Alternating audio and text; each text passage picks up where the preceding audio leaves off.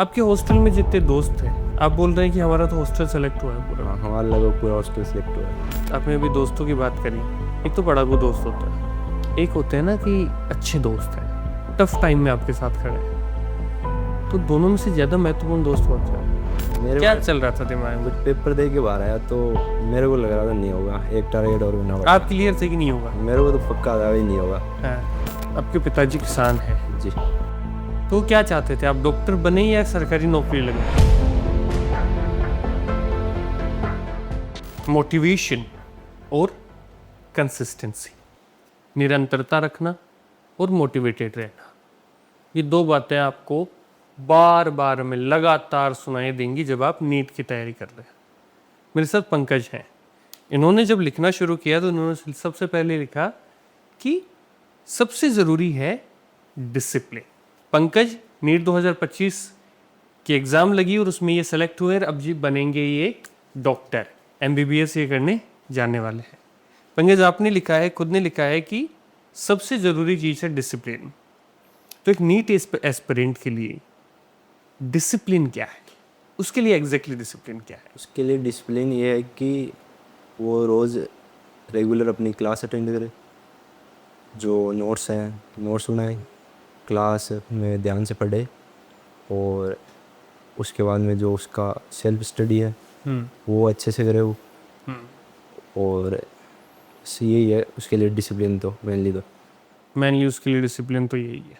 अच्छा, मुझे एक चीज़ समझाओ, हम लोग जब इतने सारे नीट एस्पिरेंट्स बैठे होता है और लगातार सब लोग अपनी अपनी तैयारी कर रहे हैं, आप जब तैयारी करते थे और जब आप पढ़ रहे होते थे, जब या तो सेल्फ स्टडी में या क्लासरूम में या आप डाउट काउंटर्स पे खड़े हैं, क्या चीज़ आपके दिमाग में हमेशा चल रही होती थी कि मुझे इस चीज़ को इस तरीके से पढ़ना है ताकि ये मेरे को लंबे टाइम तक याद रहे, और मैं जब एग्ज़ाम देने बैठूं तो ये मुझे बेहतर रिजल्ट दे पाए? तो ये कैसे? ये तो जैसे 3 सब्जेक्ट होते हैं, फिजिक्स केमिस्ट्री बायोलॉजी, तो सबके तरीके अलग अलग होते हैं।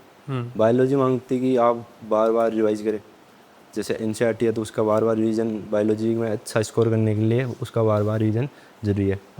और जो केमिस्ट्री में फिर 3 पार्ट होते हैं, तो जैसे फिजिकल केमिस्ट्री और फिजिक्स तो सेम है, उनमें अपन को ज़्यादा प्रैक्टिस चाहिए होती है, क्वेश्चन प्रैक्टिस अपनी बढ़िया होनी चाहिए उनके अंदर।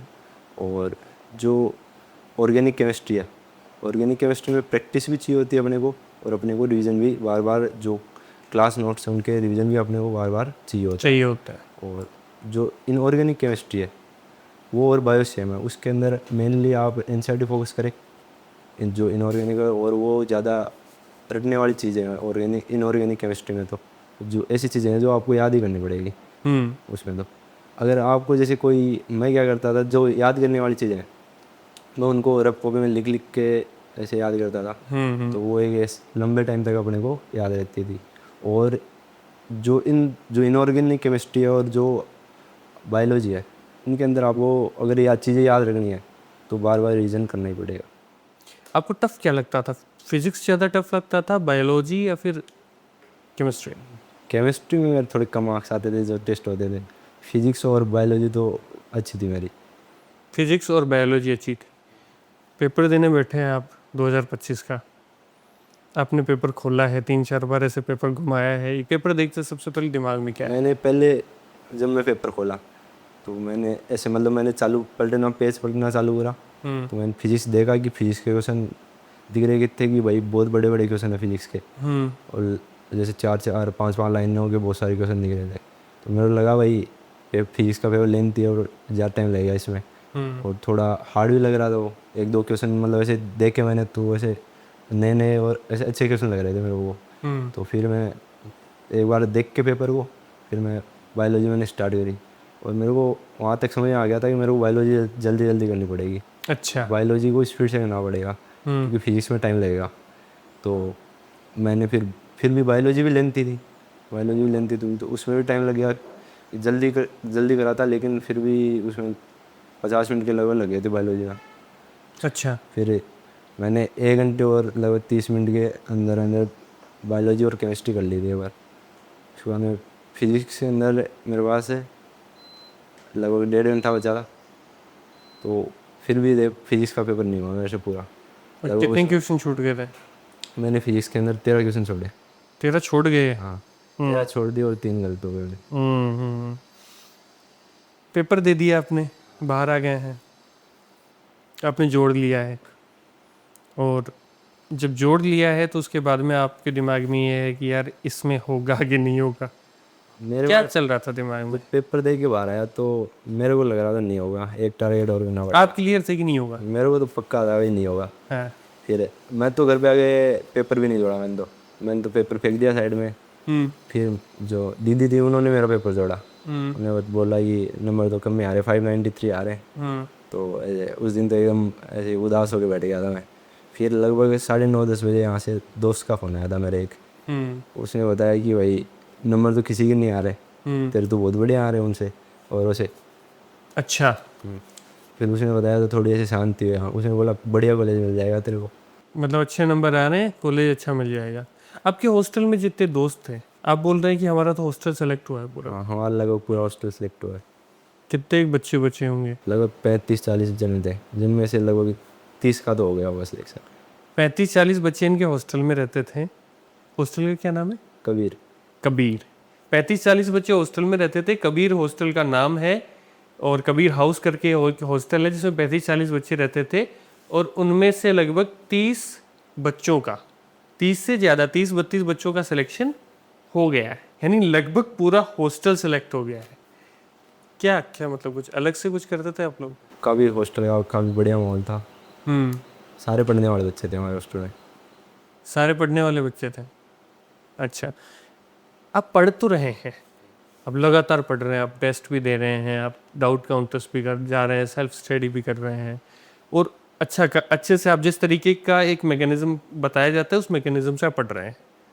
लेकिन जब आपको टफ टाइम आया है, जब आपको लगा है कि यहाँ पे अटक गए हैं, परेशान है, मोटिवेटेड नहीं है, उस टाइम पे सबसे ज़्यादा ज़रूरी क्या था? जब क्या करते थे उस वक्त? मैं क्या करता था कि एक तो मैं चल जाता ट्यूशन के बाद चल जाता, और जो टीचर्स थे उनसे मिल लेता था मैं। तो वो समझाते थे भाई होता है ऐसे, रेगुलरिटी होती है कि अप डाउन सबके आते हैं। अप डाउन सबके आते हैं, कभी कम आते हैं, कभी ज़्यादा भी आते हैं। तो इसलिए टेंशन नहीं लेनी है, आप पढ़ते रहो बस, और अच्छे नंबर आएंगे आप। डॉक्टर साहब के पास चले जाते थे? हाँ। डॉक्टर साहब की एक खासियत है, जब भी वो अपने कैबिन में बैठे होते हैं और बच्चा उनके साथ में बैठा होता है, तो वो ऐसे बैठे होते हैं, बच्चे को बहुत इत्मीनान से सुन रहे होते हैं, बहुत ही इत्मीनान से सुन रहे होते हैं, और उसके बाद में जो उनको लगता है वो उसका उत्तर देते हैं। और बहुत से बच्चे कहते हैं कि हम वहाँ पे फंस गए थे, और डॉक्टर साहब ने हमें जो चीज़ें समझाई हमने वो चीज़ करी, और हम आज एक अच्छी पोजीशन में हैं। आपको क्या लाइन डॉक्टर साहब की सबसे ज़्यादा याद? तो ये बोलते थे कि इस साल तेरे को डॉक्टर बनना है। अच्छा, इस साल तेरे को डॉक्टर बनना है, ये बोलते रहते थे। और अच्छी कॉलेज से बनना है। एक चीज़ मुझे ये समझाओ, जैसे हम आपने अभी दोस्तों की बात करी, एक तो पढ़ाकू दोस्त होता है, आपने कहा मेरे सारे दोस्त पढ़ने वाले दोस्त हैं, एक होते हैं ना कि अच्छे दोस्त हैं, टफ टाइम में आपके साथ खड़े हैं, तो दोनों में से ज़्यादा महत्वपूर्ण दोस्त कौन सा है? दोनों का ही महत्व है वैसे देखें तो। जो मतलब अगर आप थोड़े बहुत जैसे डिप्रेशन में आ रहे हो, कम नंबर आ रहे हैं आपके, तो आपके ऐसे दोस्त भी होने चाहिए जो आपको मोटिवेट करें। और एक जैसे पढ़ाऊ दोस्त हो गए, वो भी ज़रूरी है। अगर जैसे आपको कोई डाउट आ रहा है तो आपको मतलब टीचर तक जाना ही नहीं पड़ेगा। पहले हो सकता है कि आपका वहीं मतलब आपका डाउट सॉल्व हो जाए, तो आप वो अपना टाइम वेस्ट होने से बचा सकते हो। और फिर कोई अगर 2-4 क्वेश्चन बच जाते हैं तो उनके लिए डाउट काउंटर रहता था, तो हाँ चल जाओ। आपके पिताजी किसान हैं जी। तो उनकी क्या बात है आपको याद है, वो क्या कहते थे हमें? वो ये कहते थे कि बेटा हमने तो मेहनत करके कमा लिया, पानी भी नहीं है इधर, जो है हमने तो कमा के खा लिया, लेकिन अगर तू नहीं पढ़ेगा तो तेरे को मुश्किल होगी, पानी भी ख़त्म हो जाएगा, तू हमारी तरह कमा के नहीं पका पाएगा। तो क्या चाहते थे आप, डॉक्टर बने या सरकारी नौकरी लगे? यही चाहते कि बस अपने पैरों पे खड़ा हो जाए बढ़िया से अपने पैरों पे खड़ा हो जाए। आपको बहुत बहुत बधाई हो आपके आने वाले फ्यूचर के लिए। एक मैसेज जो आप आने वाले अपने एस्पिरेंट्स जो होंगे, क्योंकि आपने शुरुआती सवाल में बहुत डिटेलिंग में चीज़ों को समझाया है, लेकिन फिर भी मैं 2-3 लाइंस में चाहता हूँ कि आप दर्शकों को बताएं जो 2026 के एस्पिरेंट्स हैं उनको बताएं कि आपको ये चीज़ें करनी चाहिए? दो चीज़ें बोलना चाहूँगा कि एक तो डिसिप्लिन, नीट की तैयारी कर रहे हो तो डिसिप्लिन बहुत ज़रूरी है। एक कंसिस्टेंट होकर आपको पढ़ना पड़ेगा। अगर आपको नीट में अच्छी रैंक लानी है तो आपको कंसिस्टेंट होकर पढ़ना पड़ेगा, आपको रोज़ पढ़ना पड़ेगा। ऐसा नहीं है कि आप 2 दिन पढ़ लिए 5 दिन मज़े में आ रहे हो, ये ऐसे नीट में अच्छी रैंक नहीं आएगी। अगर आप कंसिस्टेंट होकर रेगुलर पढ़ रहे हो तभी आप नीट में एक अच्छी रैंक ला सकते हो। खुद पे विश्वास रखें, कंसिस्टेंटली काम करते रहें और आप एक दिन सफल ज़रूर होते हैं, जैसे पंकज सफल हुए हैं और आप भी सफल हो सकते हैं। आप सबका बहुत बहुत धन्यवाद। Thank you so much Pankaj and congratulations. बहुत बहुत आपको शुभकामनाएं हैं आपके आने वाले भविष्य के लिए।